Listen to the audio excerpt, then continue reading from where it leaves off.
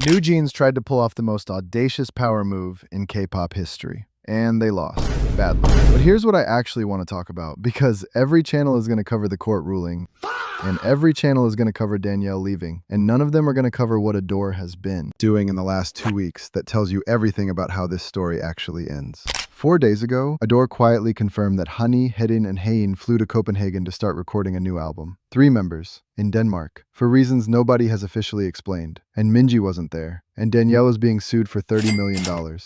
And Adore's own law firm just quit the case 3 weeks before the most important hearing. And the label is calling this a comeback. This is not a comeback. This is a company trying to extract value from the wreckage of something it helped destroy. And I want to walk you through exactly how we got here, because the full picture is so much more chaotic than the headlines are giving it credit for. Let's be clear about what NewJeans actually attempted, because I think people forget how unprecedented it was. In November 2024, 5 members of one of the biggest K-pop groups in the world stood at a press conference and told their label, a subsidiary of the most powerful entertainment company in Korea, that they were done. Contract terminated. Unilaterally. No negotiation. We're leaving. They didn't ask. They declared. And then they rebranded as NJZ and started booking shows. They performed at ComplexCon Hong Kong in March 2025, what turned out to be their last performance as a full group. And at the end of that show, standing on stage in Hong Kong, they told the crowd they were honoring the court injunction and pausing independent activities. That was it. That was the end of NJZ. Because the courts looked at everything NewJeans claimed, the mistreatment, the breakdown of trust, the firing of Min Hee-jin, and said, none of that is sufficient grounds to void the contract.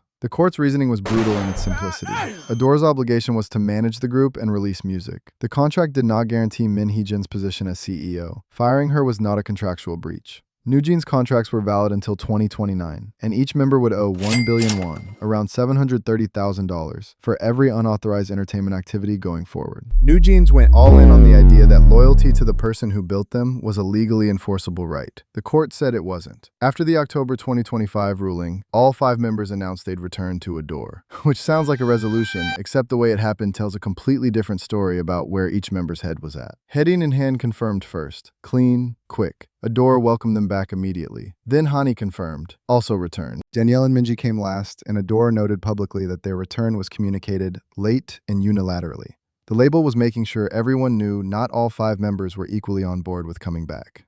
And then, on December 29th, 2025, the last working day of the year, Adore announced that Danielle's contract had been terminated, citing, and I want you to hear this exact language, irreparable damage to trust. This is the company that spent a year suing to prove the contract was valid, winning that lawsuit, and then immediately terminating the contract of the member they just legally forced to stay. Think about that for a second. They won the right to keep her, and then they let her go anyway. Or pushed her out, depending on which version of events you believe. Adore says she couldn't be kept. Danielle's camp, through her lawyer, has implied the opposite. And on the same day they announced the termination, Adore filed a 43.1 billion won lawsuit, roughly $30 million US, against Danielle, her mother, and former CEO Min Hee-jin. The claim is that Danielle's family and Min were the primary architects of NewJeans' refusal to return, causing Adore financial harm and reputational damage. They didn't just let her go, they sued her on the way out the door. Okay, now here's where it gets into territory that most coverage has completely missed. And this is happening in real time. In February 2026, a Seoul court approved Adore's request to freeze assets. Specifically, 5 billion won worth of Min Hee-jin's real estate, including a villa in Mapogu and an apartment in Yongsan-gu, and 2 billion won worth of Danielle's mother's property. 7 billion won total, provisionally seized. That means those properties cannot be sold or transferred while the lawsuit is active. Danielle's mother had her real estate frozen as part of a lawsuit over her daughter's K-pop contract dispute.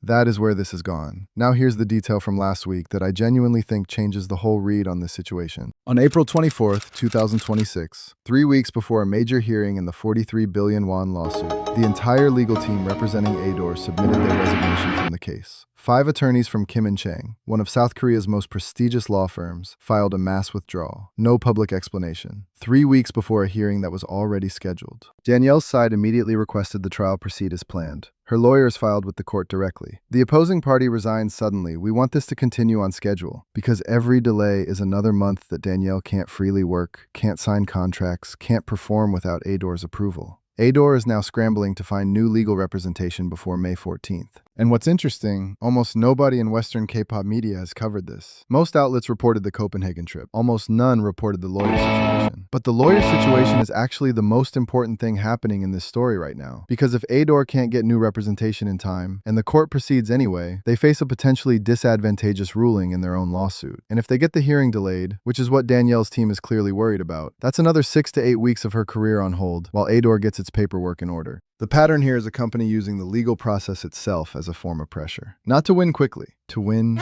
slowly. And Danielle is the one paying the cost of the slowness. So while all of that is happening with Danielle, while her mother's property is frozen, and her former label's lawyers are resigning 3 weeks before a court hearing, Ador booked a recording studio in Copenhagen. Members Hani, Hedin, and Hien flew to Denmark. A leaked studio schedule showed a booking under the name Ador/LL from April 13th to 16th. A Chinese tourist filmed Hedin and Hien in a store with company staff. Hani was later confirmed to also have been there. Fans watching the footage noticed filming equipment. Ador confirmed it, called it pre-production to build NewJeans' new musical narrative, said the members were working according to their individual conditions in optimized schedules. 3 members, Copenhagen, new musical narrative, and Minji wasn't there. Her status, as of this week, is officially described by Ador as under discussion, which is exactly the kind of phrase a company uses when it doesn't have an answer yet and doesn't want to admit it. So the lineup right now, as best as anyone can tell, Danielle is out, Minji is somewhere between under discussion and simply not present at the sessions where they're making the next album, and 3 members are in Copenhagen recording music. Merit Securities, a Korean financial firm that actually models Hybe's revenue, projected the NewJeans comeback could generate between 60 and 70 billion won in operating profit for Ador. They estimated album sales around 900,000 units. Ador has a financial incentive, measured in tens of millions of dollars, to make this comeback happen as fast as possible, with whoever is available. And on April 21st, Haen showed up at a fan birthday cafe event in Seoul. Dressed casually, face mask, sunglasses, trying to be low profile. Fans recognized her immediately, gathered around her, and sang happy birthday. And she turned away and wiped tears from her eyes. That image, Haen crying at a fan birthday cafe, surrounded by people who still love her, after everything the last 18 months put her through, is probably the most human moment in this entire story. She was 17 when this all started. She's still a teenager, and she got caught in the middle of a legal war between adults making decisions about leverage and liability and asset seizures. That's the part that gets lost when we talk about this purely as an industry story. Let me say the thing that nobody in this coverage is quite saying directly. Ador is not rebuilding NewJeans. Ador is recouping an asset. There is a difference. Rebuilding a group means you think about what the group was, what made it work, what the fans loved, what made it matter, and you try to restore some version of that. Recouping an asset means you look at the numbers Merit Securities published and you figure out how to extract those 60 to 70 billion won with whatever you currently have available. NewJeans without Min Hee-jin has no creative director. The visual identity, the Y2K aesthetic, the late 90s and early 2000s references, the specific emotional texture of what NewJeans sounded like, that was Min's vision. She built it. She's gone. She now runs her own label. NewJeans without Danielle loses the member who was one of the group's credited lyricists on Super Shy and Attention. She was one of the few members with a documented songwriting role. NewJeans with Minji's status still under discussion means the group may be preparing a comeback without its leader. 3 members. Copenhagen. A full album reportedly already complete before all of this even happened, sitting in an Ador hard drive somewhere. And the strategy for rebuilding fan trust appears to be post Hyen's birthday photos on the official Instagram for the first time in 6 months. Because the account had been silent since October. That was the move. 1 birthday post. The industry is watching, as the Korea Times put it, to see if the group can redefine its direction and overcome the waning public support that set in during the prolonged dispute. Waning public support. For a group that 2 years ago had the most critically acclaimed K-pop discography of its generation, Min Hee-jin won her court case against Hybe in February 2026. A Seoul court ruled Hybe wrongfully terminated their shareholder agreement and ordered them to pay her approximately 25.5 billion won, around $17 million.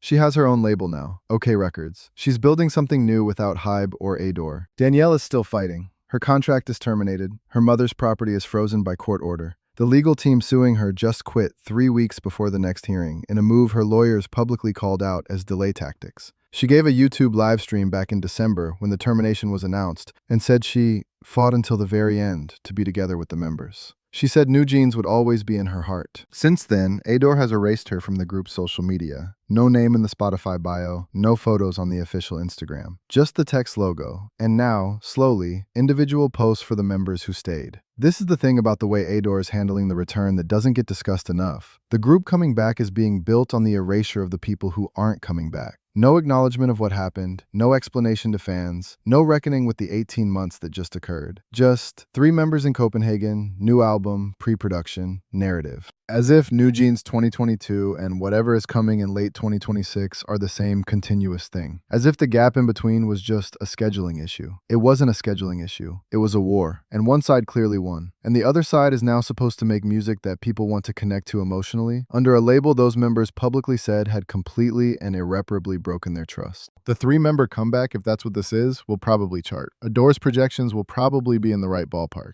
The machine will produce results because the machine is designed to produce results, regardless of what the people inside it are going through. But here's the only question that actually matters going forward. Will anyone care about this version of NewJeans the way they cared about the original? Not stream it, not buy it. Actually care. The way people cared about Ditto. The way they felt something during Hype Boy. I genuinely don't know. And I think that uncertainty is the most honest thing I can say about where this is headed. Drop your thoughts in the comments. Subscribe if you're new. This story isn't over and I'll cover every chapter.